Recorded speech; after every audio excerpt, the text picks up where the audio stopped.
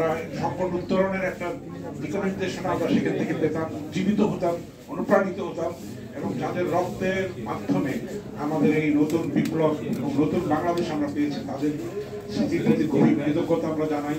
যারা আহত হয়ে কাঁদছেন এবং তাদের সঙ্গে আমরা আছি, থাকবো, তাদের সঙ্গে আমরা কখনোই বেইমানি করতে পারবো না, করা উচিত হবে না, তাহলে এই আন্দোলন, এই সফলতা, এই বিপ্লব ব্যর্থ হয়ে যাবে।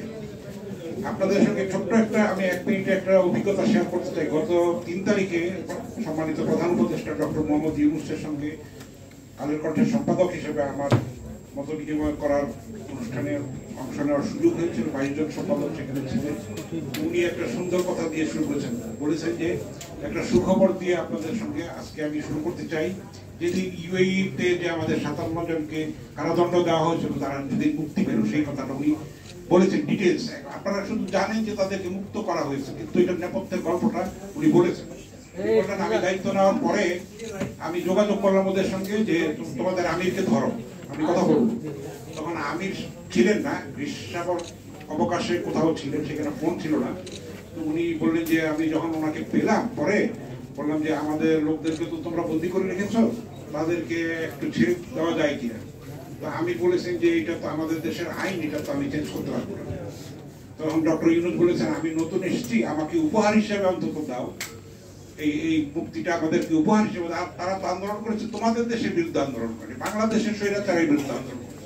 তখন আমি বলেছেন যে ঠিক আছে, আমি মন্ত্রীদের সঙ্গে কথা বলে দেখি যদি কিছু করা যায়। কথা বলে এসে সেই দিনই খবরটা পাওয়া গেছে যে তাদের মুক্তি দিয়েছে।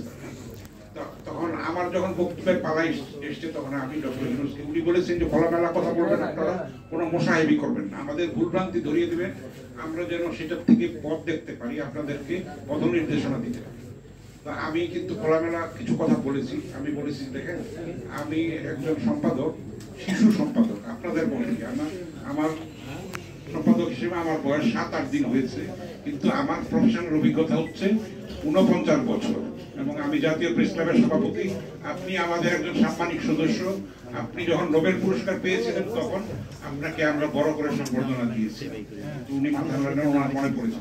আমি বলেছি যে এই যে সুযোগ আমরা পেয়েছি, হয়তো 50 বছর 100 বছরে আমরা পাবো না, আবার হয়তো এর থেকে বড় স্বৈরাচার আমাদের কাঁধে চেপে বসতে পারে। সুতরাং আমাদের এই দায়িত্বটা পালন করতে হবে। আপনি আইন শৃঙ্খলা পরিস্থিতি অনেকখানি কন্ট্রোলে এনেছেন, এখন ইকোনমিক চ্যালেঞ্জটা আছে সামনে। উনি সেটার জবাব দিয়েছেন। উনি বলেছেন যে বাংলাদেশের সঙ্গে এখন পৃথিবীর বহু দেশ, বহু সংস্থা কাজ করতে চাচ্ছে, যারা অতীতে কখনো কাজ করে নাই। ওরা বলছে যে আমরা কিভাবে তোমাদেরকে হেল্প করতে পারি।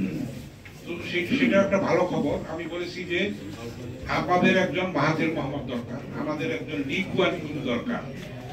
সেই জন্য আমি টকশোতেও এখন বলি, আমি ডিজিএফআই এর ব্রিফিংয়েও গিয়েছিলাম, যেখানে মেজর জেনারেল ফয়েজ, যিনি নতুন দায়িত্ব নিয়েছেন 12 তারিখে, সেখানেও খোলামেলা কথা বলেছি। আমরা বলেছি, সাংবাদিকরা বলেছি যে আমরা আয়নাঘর দেখতে চাই। উনি বলেছেন আয়নাঘর বলে কিছু নেই, তবে ইন্টারোগেশন সেল আছে, সেটা থাকবে। কারণ দেশের স্বাধীনতা, সার্বভৌমত্বের প্রশ্নে যেখানে ষড়যন্ত্র হবে, আমাদের কাছে যেটা প্রমাণ থাকবে সেটা আমরা জিজ্ঞাসাবাদ করব, আমরা একসঙ্গে যাব। তবে আপনাদের ব্যবসা, কে কি করবে, কে বিজ্ঞাপন পাবে, যেটা অতীতে করা হয়েছে সেটা এখন থেকে আমরা বন্ধ করেছি, আর এটা আমরা ভবিষ্যতে করব না। খোলামেলা সেখানেও আমরা কথা বলেছি। সেখানে আমরাও বলেছি দেশপ্রেমিক সেনাবাহিনী একটা রক্তপাত থেকে, একটা গৃহযুদ্ধ থেকে দেশকে বাঁচিয়েছে। তো এখন আমরা যেন বেইমানি না করে, যাদের রক্তের বিনিময়ে আমরা স্বৈরাচারকে হটাতে পেরেছি, একটা জগদ্দল, একটা পাশবিক দানবিক একটা শক্তির কাছ থেকে যে আমরা দেশকে মুক্ত করে দিয়েছি, সর্বপ্লাবী যে বিপ্লব, সেই বিপ্লবের ফসল যেন আমরা সবাই ঘরে তুলতে পারি। সংস্কার একটা চলমান প্রক্রিয়া, সংস্কার চলতেই থাকবে, এবং একটা অন্তর্বর্তী সরকারের দায়িত্ব হচ্ছে একটা ক্ষেত্র তৈরি করে দেওয়া। নির্বাচিত একটা সরকার আসবে, স্বচ্ছ, অবাধ, গ্রহণযোগ্য একটা ট্রান্সপারেন্ট নির্বাচনের মাধ্যমে সবার ভোটাধিকার নিশ্চিত হবে। সেই পরিস্থিতিতে একটা রাজনৈতিক সরকারি দেশ চালাবে, তারা সংস্কারটাকে এগিয়ে নিয়ে যাবে। আমাদের সবার দায়িত্ব, যার যার ক্ষেত্র থেকে আমরা যেন আমাদের দায়িত্বগুলি পালন করি। এবং অন্তর্ঘাত চলছে, দেশে চলছে, দেশের বাইরে চলছে, ষড়যন্ত্র মিডিয়াতে হচ্ছে। আপনারা জানেন যে সীমান্ত হত্যা বন্ধ হয়নি, এটা যে কোনো ভাবে, যে কোনো মূল্যে আমাদের এটা রুখতে হবে। আমরা আমাদের মাথা উঁচু করে আমরা থাকতে চাই। ভারতের প্রতি আমরা কৃতজ্ঞ, আমাদের মুক্তিযুদ্ধে সহায়তা করেছে, কিন্তু তার মানে এই নয় যে তাদের প্রভুত্ব আমাদের মেনে নিতে হবে, কখনোই না। আমাদের বন্ধুত্ব হবে সমতার ভিত্তিতে, বন্ধুত্ব হবে ন্যায্যতার ভিত্তিতে। এবং এই আজকে যে অনুষ্ঠান লাভ শেয়ার বিডি, একজন কবি হিসাবে আমি খুবই অনুপ্রাণিত হয়েছে এবং উজ্জীবিত হয়েছে যে এত সুন্দর নাম তারা। We also love you man people, আমাদের ভালোবাসা, our deepest love to you. আমি 16টা দেশে গিয়েছি পৃথিবীতে, আমি দেখেছি সব জায়গায় দেশে যারা আছে বিদেশে তারা আমাদের থেকে বেশি দেশে, আমি এটা বিশ্বাস করি আন্তরিকভাবে। বাংলাদেশ কিন্তু টিকে আছে প্রবাসীদের আয়, রেমিটেন্স যোদ্ধাদের আয় এবং গার্মেন্টসের এই এত নারী পুরুষের শ্রমের ভিত্তিতে আমাদের কিন্তু সেরকম ব্যবস্থা। তো এই সেটার প্রতি যেন আমরা শ্রদ্ধাশীল থাকি, সম্মান করি তাদেরকে, তাদের শ্রমকে যেন সম্মান করি, শ্রদ্ধা করি। এবং মুশফিকুল ফজল আনসারী এই বিজয়ী বীর আমাদের জাতীয় প্রেস ক্লাবের তরফ থেকে আমাদের অভিবাদন গ্রহণ করুন। এবং আমাদের লড়াই আরো সামনে আছে, এখনো কিন্তু স্বৈরাচার মরে যায়নি, তাদের প্রেতাত্মারা আছে এখনো। প্রতি বিপ্লবের প্রতি মুহূর্তে আমরা সেটা দেখতে পাচ্ছি, পাহাড়ে রক্ত ঝরছে, আরো হয়তো ঝরবে।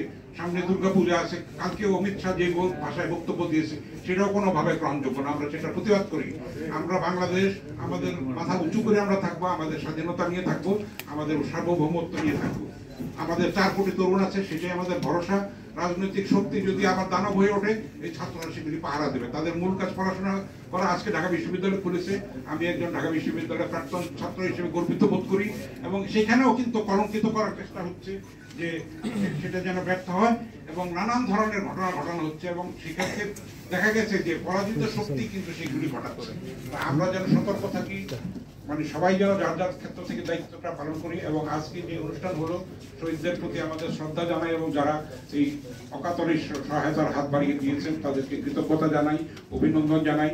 আপনাদের সবাইকে জাতীয় প্রেস ক্লাবের তরফ থেকে আমাদের আন্তরিক কৃতজ্ঞতা, মোবারকবাদ। অনেকক্ষণ ধৈর্য ধরে আপনারা শুনেছেন। আল্লাহ হাফেজ, বাংলাদেশ জিন্দাবাদ। ধন্যবাদ।